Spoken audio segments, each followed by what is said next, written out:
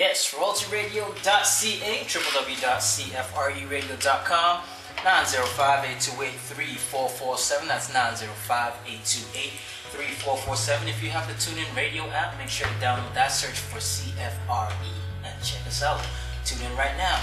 You know, smooth deliveries from the days of Brass Monk when they were searching for El Dorado and collecting Juno nominations along the way while making them say, If you're a fan of getting high on that exotic, then you know you've had at least one session while playing it, which could produce Soar to Heaven.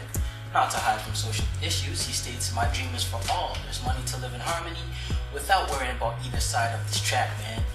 He also released his self-titled mixtapes in 2 volumes, Volume 1 featuring the likes of Fade Away featuring Drakes and Socks, and My Baby.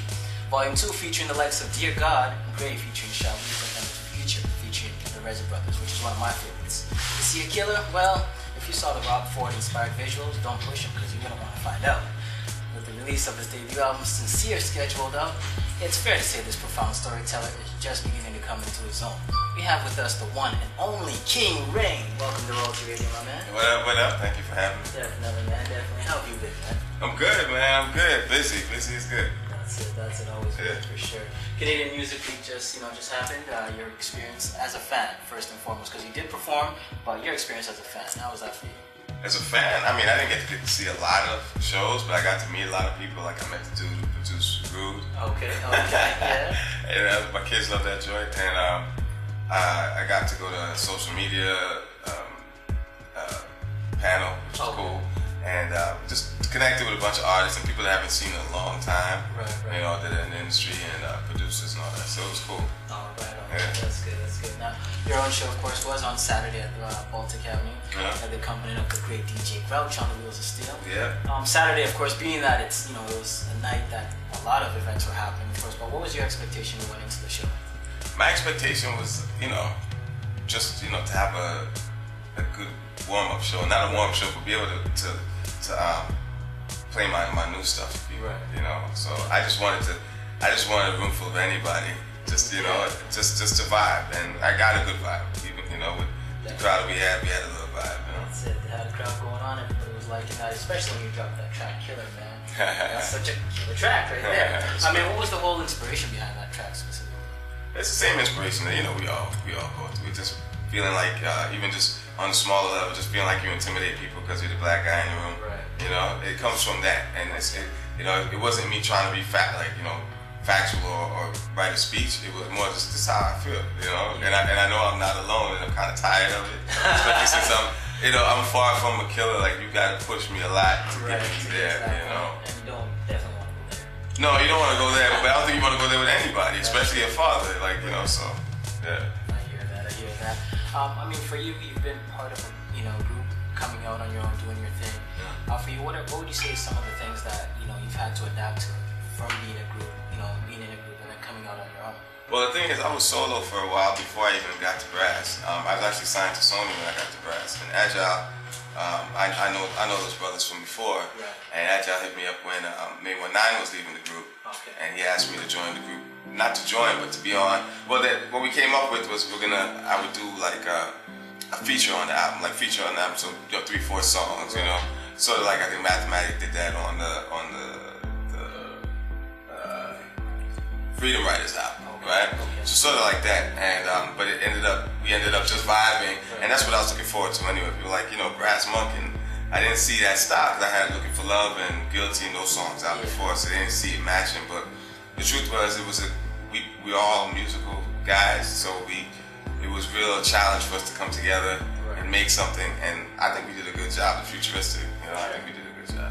And getting those nominations, nominations are very important. You may Yeah. not win all the time, but at least it shows recognition to the fact that you're putting in work. Right.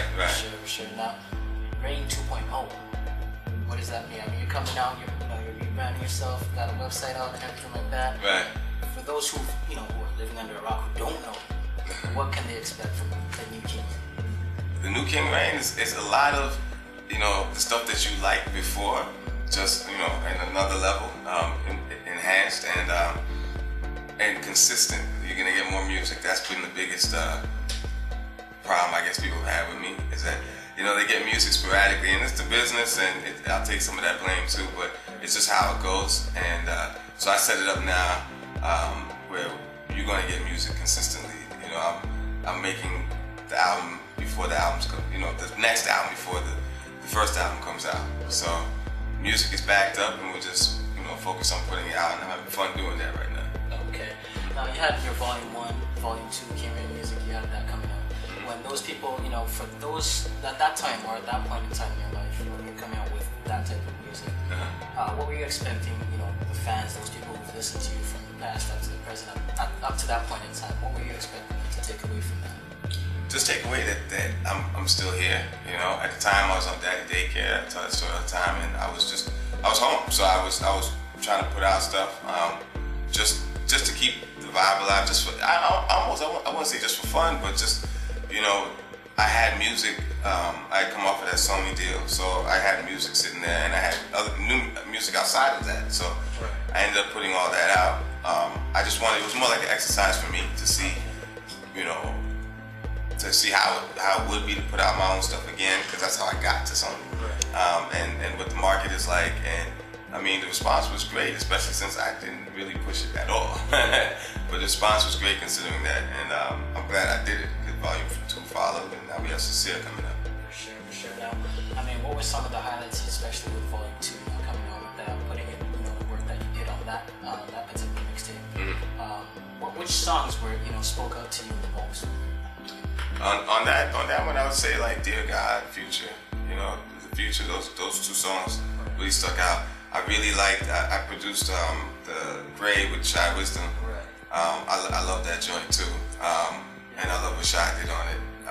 Those would be the three that stuck out, I'd say. Okay. In terms of the fans, which ones did they gravitate to? About the same. When we were walking in here, you told me the Future, and I've heard that before. You said the Future was your joint, and I've heard that before. Dear God, I got a lot of good responses from that. People said that they listened to, you know, that daily. I heard a couple guys, and I just interviews for CMWs, and one of the interviewers told me that he heard it in the club, and you know, it just made it. I was like, they're playing the Shy Wisdom, the great Shy Wisdom joint in the club, and I was like, okay, that's pretty dope. Yeah. Now you're working with Mr. David Clayton Hawks. Yeah. He's been around since 1759. So you know he has a 1359, but we don't date him like that. Shut the hell up! He's been around for so long doing his thing, but you know he has a wealth of knowledge. I mean, working with him, you know, what are some of the bits and pieces that he's relayed to you? Well, he grew up in the school, and he's gonna get mad, but he grew up in the Universal school. Like, he grew up in the industry, like inside. And there's certain processes and things like that are very valuable, and there's certain processes that I think are garbage. So we just put those together and work out our kinks between us, and I got a real independent hustle. We put it together, and it's working so far. We all the kinks that we get through, we're able to get through. Maybe because we're Libras and we're understanding. But we get through things, you know what I mean? I'm more of the understanding person. I work with him though. I try to work with him. You know, give him his medicine. What parts of garbage? Of the industry hustle? Well, there's certain parts that don't work anymore. You know what I mean? They just don't work anymore. We're doing, you know, it's trial and error. You know what I mean? And when I say industry, I mean like label, because labels have it's a whole different game. You know what I mean? They have money. So you just finding those loopholes and finding ways to not spend as much money on things is one. You know, but from a label standpoint, it makes more sense to spend the money, especially if you don't know another way. If you never tried another way. We end up trying all this stuff and finding these ways by trial and error and failing for years. Whereas if you're in a business, you don't have time for that. You know what I mean? So that's why they do it that way. But it's a great mix, you know? Putting the two styles together. For sure. Well, you know what? We're going to get into a bit of music. We'll be back right after this. But before we go, just promote yourself. Let the people know what's really good. Where can they find you? Get you? Alright, I go by the name of King Rain. You can check me out at kingrain.com. Before I do that, you can check me out on Twitter, Instagram, King Rain the First. And new music coming out soon. The album's coming out June 30th. It's called Sincere. Pick it up. Definitely, man. Royalty Radio, you know what it is. www.royaltyradio.ca. We'll be right after this. It's Royalty. Yes, Royalty Radio. You know what it is. www.royaltyradio.ca. www.cfradio.com. 905-828-3447. We got that TuneIn Radio app. Make sure to download that. Search for CFRE and tune in right now. Here with King Rain in the building. Promote yourself one more time. Let the people know it's good. What up? It's King Rain. Check me out, kingrain.com. What up? Yeah. All right, so let's talk about Sincere. Okay. Why that title? Sincere is just another way to say true story. I mean, I guess any real rap album, real rap, bro, could be called sincere. You know what I mean? Right. My thing with anything, any type of music, like I like country music, Right. and the reason why I like country music because they're some of the realest. They're just like hip hop in the sense like there's a song called "She Loves Me Because of My Tractor." Right. Now that's real. Like you can't get any realer than that. You know, it's his story, and in hip hop we kind of. It's the trap, but that's real where he's from. That makes sense. If a woman should be looking for a man who has his own stuff, right? Because that means if his tractor means that he has a farm, then he has a future, right? He's got it in his world. Now, if he had said, "She loves me because of my Bentley," I couldn't really vibe that song because you're not driving a Bentley in the country, or you're stupid. So that's kind of how I look at music and everything, period. And that's why I named it that, because that's just the way I like any type of music that I can believe. It takes me somewhere else, right? Okay. I mean, how long did it take for this whole project to come together, you know, in terms of the thought process of it and everything like that? But the thought process, like the actual project, it was all songs except like "Don't Fall in Love." All these songs were recorded within a small amount of time. Okay. But we did the process itself that was opened up with Dave and myself, like where we were trying to just make sure we had the right joints. You know, and I really, because I recorded them, and because I had it in my head and I had that vision, I really knew it. So it was more like exercise for him, more for him and somewhat for me, to just, we had listening sessions so people could listen to all of what we had. So we picked out of like 100 songs, about 30 or 40 songs. Wow. Held people hostage for some hours, but it just came back to the same songs that I recorded all at once, right? And then we had one song called "Don't Fall in Love," like I said, mixed by Giz. We were just talking about that just now. That made it on. That was an older song. Okay. Mm-hmm. And so, how many tracks are going to be on this album? 12. You get Okay. And the production, you said, we mentioned Giz, but who else is going to be on there? Production, you got Game Boy, you got Rich Kid, you got who else am I forgetting? We got myself, we got Dark Malone, we've got Agile. Of course, I have Aggie on there. I got what's my man? DJ. No, I don't need this. There's only one more name I think I'm forgetting. Prologic. Okay. Yeah, Prologic is on there. TJ Habibi. He's actually my engineer. He engineered the whole thing with me. Him and I just basically sat down and knocked it out. Okay. So shout out to TJ at the studio down. He's probably at the studio right now listening to this, Definitely. Shout out to everybody who's tuning in. Yeah. So Killer's on there as well. Killer's on there. Killer's the first single off of the album. Yeah. Okay. Now the whole video talking about the whole Rob Ford inspired theme there. Yeah. I mean, how did you guys come up with that initially? Did you just think, okay, Rob Ford's going through this all the time, so I'm just gonna take it and run with it? We thought about that too. Exploiting the mayor. Yeah. That's what you're saying. The mayor exploited himself. If you put yourself out there like that, but no. It was funny because when we came up with the idea, that was the first thing I said. I said, they're gonna think that we're just trying to use it. And that's not really my style to use stuff like that.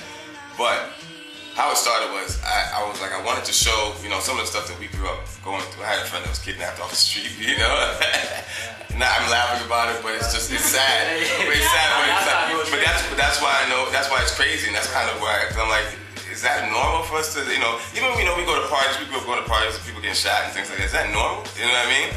So I was just trying to show the kind of stuff that we deal with sometimes, and so we said we're gonna do. I said I want to do a kidnapping. My partner, Paolo Rubio, he was the co-director.